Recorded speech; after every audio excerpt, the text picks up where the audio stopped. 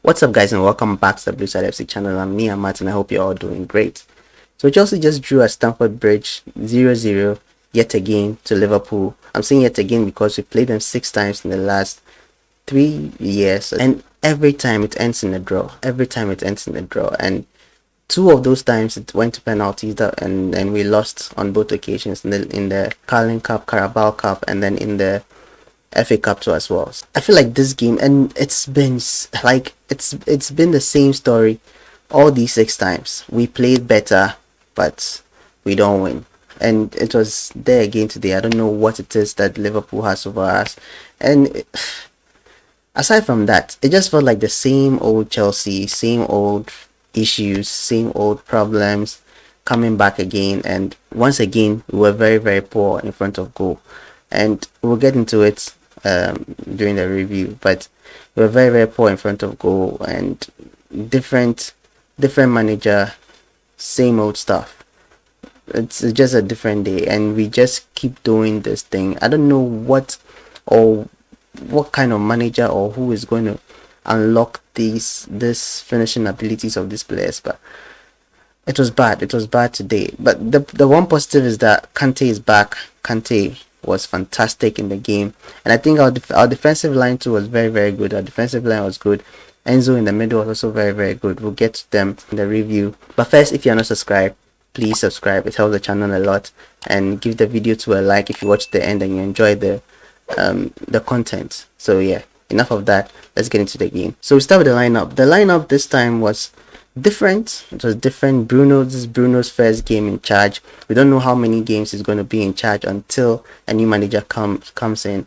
I said in my live stream the other day that I think he might be there until the end of the season. This is his first team that he has managed, and this is the first game in charge, and I think the lineup was alright. For me, it was alright. Just my only problem was Havertz and Felix up top, and I was worried about how it was going to turn out, and my worries were justified. He started with Kepa in goal, even though Mendy was fit. Mendy was on the bench. Kepa in goal. Then the back line was Koulibaly, Fofana on the right, Cucurella on the left, and then Chilwell playing left wing back, and Reece James playing right wing back, as he should. He shouldn't be playing as centre back like Potter did in the last game. And Kovacic, Fernandes, and Kante in the middle. Kante is back, and he was absolutely fantastic in this game. And then Havertz, Felix up top.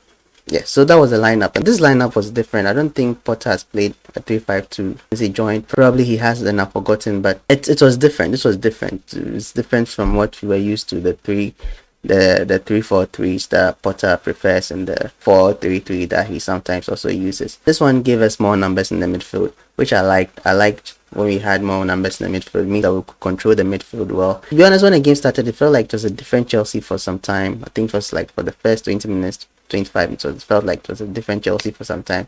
And I think the main reason is because of N'Golo Kante. N'Golo Kante was just fantastic. He was doing what N'Golo Kante does best. He was progressing the ball. He was winning possession and progressing the ball. There wasn't any time in the game where I saw him pass the ball back. Maybe he did and I didn't see him, but anytime he got the ball, he was looking forward. Anytime he got the ball, he was looking to progress the ball, and that's something that I liked about N'Golo Kante. That's something that I also liked about Billy Gilmore when he was at Chelsea under Lampard. He was always looking forward. He was hardly going back, and he was focused on progressing the ball, and that is what Kante was doing. Kante was fantastic. We know Kante does that, but today it was just amazing. Or maybe it was because we've not seen it in a long time, so it felt fresh in our eyes. But we really, really missed this guy. We missed him so much. He adds so much to our squad. He adds so much to our team, and even when he was taking off, you could see that our attack just ceased. Yes, we were pressuring, but there was nothing really happening in the box, and it was evident that N'Golo Kante was doing a lot of heavy lifting for that attack. I'm glad that N'Golo Kante is back, and I'm glad that he's back now for the Real Madrid game. I'm just praying that they put him on ice, put his legs in ice, keep him in an isolated place, let him be training under proper surveillance. Nobody tackles him in training, and let's get him ready for the Real Madrid game.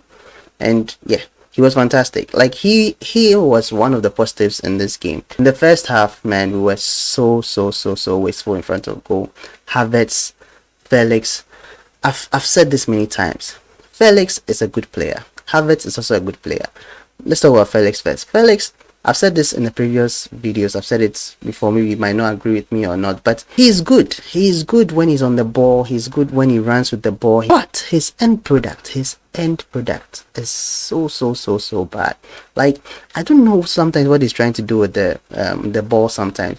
In the first half, there was an instance where N'Golo Kante won the ball and then he passed to Felix, and Felix made a very good run for the midfield into the penalty box, the Liverpool penalty box, and then he was able to beat Matip. He beats Matip the first time, gets on the left hand side of Matip, take the shot, but he took another touch again, which gave Matip the opportunity to adjust himself and block the shot. I don't know why he does that. In the second half too, he did something very similar.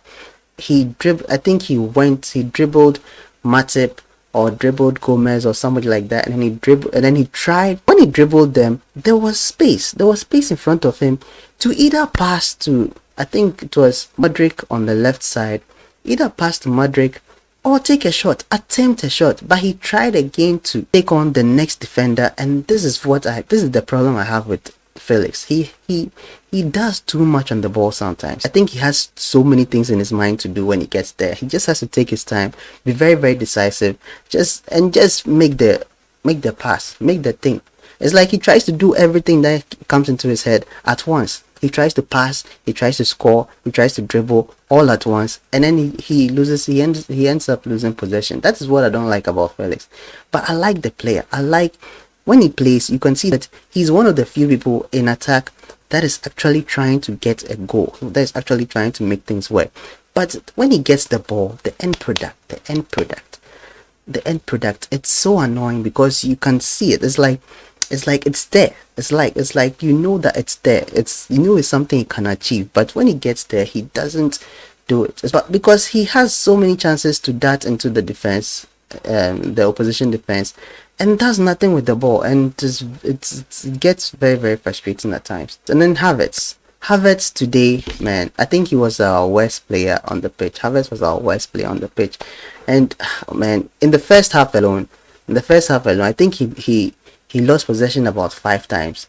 He got good chances in the first half and second half, squandered them. Even his goal that he scored, I thought it was very unfortunate because his hand was close to his chest, and apparently when it comes to scoring goals, there isn't anything like an accidental handball. Once it hits your hand, whether it was close to your chest or wherever it is, it's still going to be disallowed, because I feel like it hit Alisson first before it hit him. But it should have been given, in my opinion, it should have been given, but the rules are the rules, and I didn't know about that rule. I thought the ball hit your hand in attack or defense, as long as it was by your side or it was in a natural position, you're okay. But apparently in attack, it doesn't work like that. So it was unfortunate that he didn't get a goal. But still, man, like, I think it got to a time that the fans were booing him, and man, it was so annoying. It was so annoying, and I don't know why he stayed on the pitch for the full 90 minutes.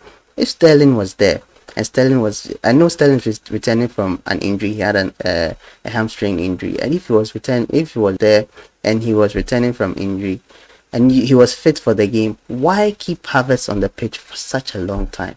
Why? And where's Aubameyang? Potter is gone. Why isn't Bruno picking him? I don't know. Maybe because he was with Potter, he's loyal to Potter. Even some of the changes that he made today, the Kante coming off for Gallagher, I don't know why he made that change. It's understandable because we are managing the Kante's minutes and making sure that we ease him into the team properly and keep him fresh for Real Madrid. But bringing Gallagher on just slows down a lot of things.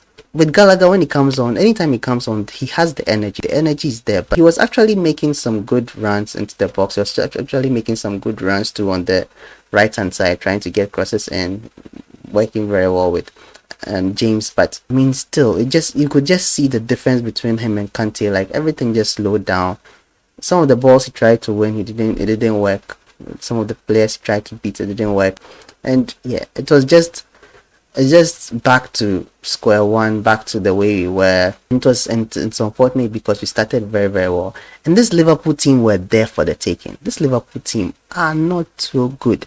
They were there for the taking. They are having similar problems as we are.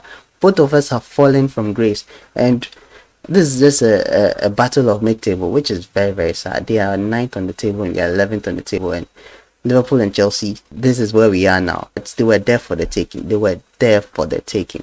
Kepa made some good saves too, but Kepa too was also very, very shaky in goal. There was a chance where I think Gakpo was in on goal and he ran out to clear it, and he cleared it straight to a Liverpool defender. If Koulibaly wasn't standing in the post or had positioned himself in the post, like, it would have gone in.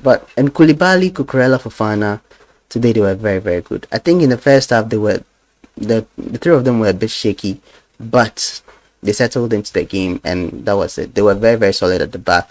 We don't even feel the absence of Thiago Silva. I hope Thiago Silva comes back for the Real Madrid game. I don't know whether he will fit for that, but if he was around for that, it would be fantastic. So it to be him, Koulibaly and Fofana at the back, like it was in the beginning of the season. But we'll see.